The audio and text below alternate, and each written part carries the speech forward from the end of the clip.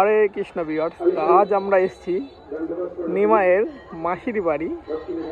আজ ভক্তি সিদ্ধান্ত সরস্বতী ঠাকুরের ব্যাস পূজা 152তম।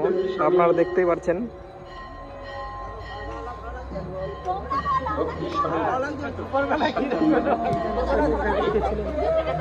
হরে কৃষ্ণ বাবু, ভক্তি সিদ্ধান্ত সরস্বতী ঠাকুর কে ছিলেন?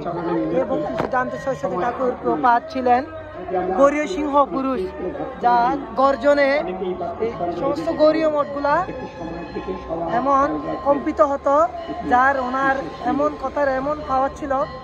ভক্তি সিদ্ধান্ত সরস্বতী ঠাকুর প্রপাতের আজ ওনার এই আবির্ভাব তিথিতে আমরা স্বয়ং ওনার যে সমাধি মন্দির আছে, ওই সমাধি মন্দিরে আমরা উপস্থিত হয়েছি।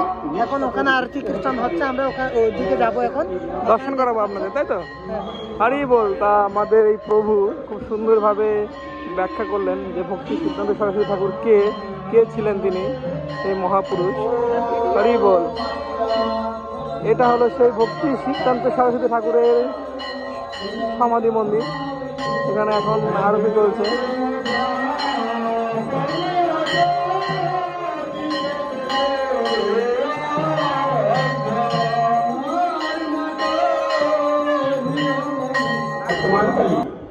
যাহারা লোককে বিপদগামী করছেন, তাদের নিকট হতে বঞ্চিত হওয়াই বর্তমানের একটা যুগ ধর্ম হয়ে দাঁড়িয়েছে। জয় জগৎগুরু শিল প্রভুপাদ কি।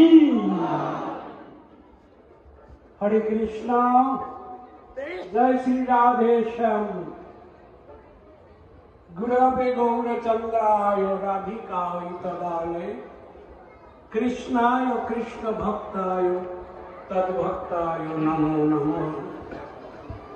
বাঞ্ছা কল্পতরুভ্যশ্চ কৃপা সিন্ধুভ্যেব চ পতিতানাং পাবনেভ্যো বৈষ্ণবেভ্যো নমো নমঃ।